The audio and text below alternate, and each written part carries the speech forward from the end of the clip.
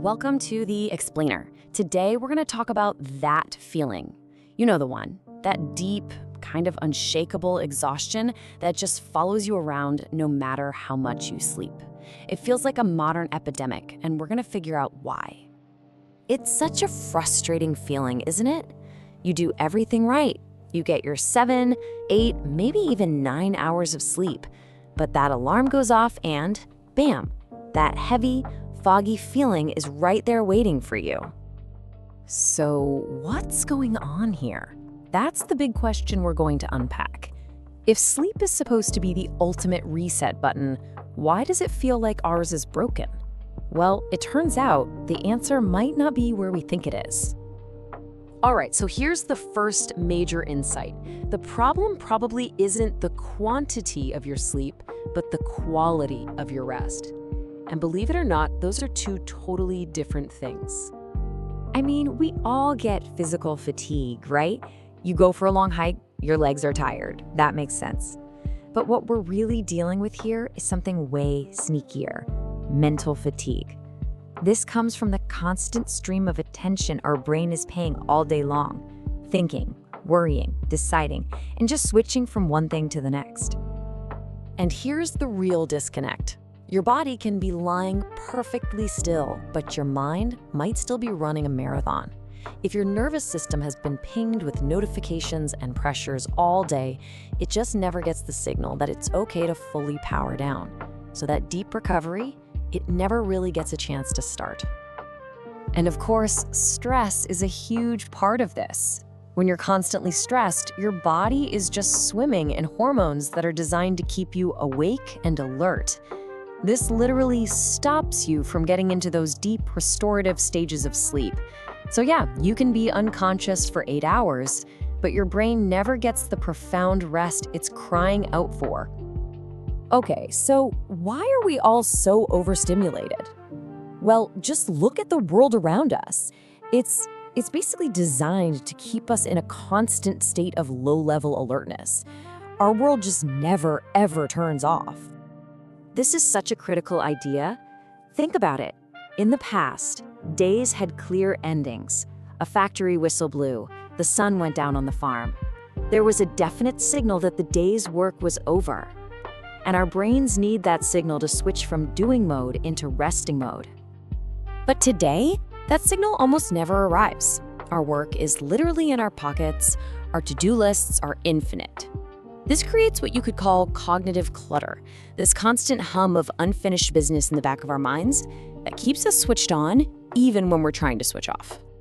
And on top of all that, you've got this invisible energy thief. Every tiny decision, what email to open first, which notification to check, what to watch, what to ignore, it all uses up a little bit of mental fuel. And over a whole day, thousands of those little choices can leave your brain totally drained.